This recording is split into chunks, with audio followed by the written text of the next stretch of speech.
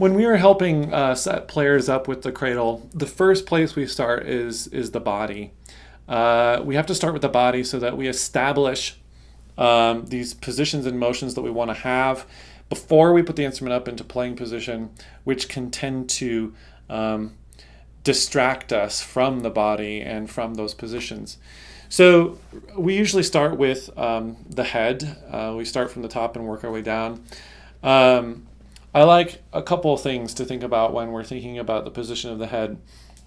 First of all, there's a flat spot on the top of the head. If you imagine a string in the center of that flat spot, and then imagine a balloon gently pulling up on that flat spot, that's a nice way of sort of helping to elongate the neck and stack the head on top of the spine.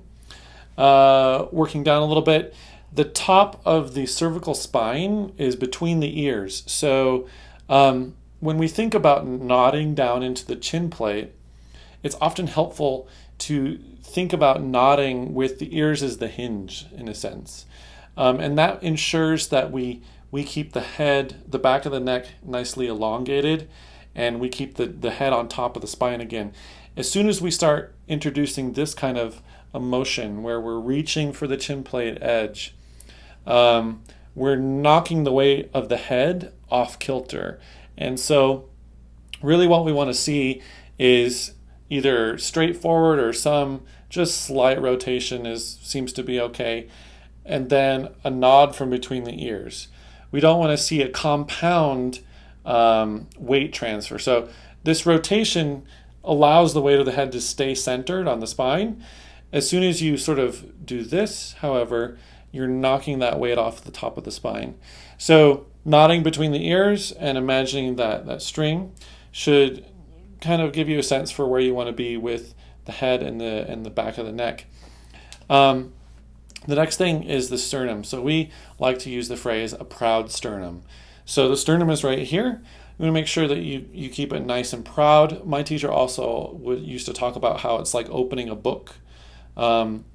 And this has the sort of sympathetic result of keeping the shoulders sort of rounded back. So a phrase that you'll commonly hear of here is back and down, shoulders back and down.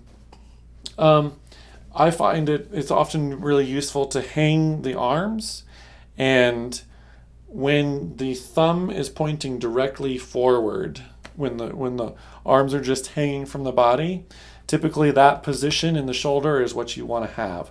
So if I slouch my shoulders forward, the back of my hand is facing in front of my body. As I go like this, it gradually rolls my arm around so that my thumb is pointing forward, and that gives you kind of a general sense for where you want your shoulders to be. Then we want to have the pelvis rolled, sort of tucked a little bit on the bottom, and that engages the core. And then feet flat and a comfortable distance apart. So those are some of the things that we talk about with the body and seem to be good starting places. Hopefully this gives you a place to start as well.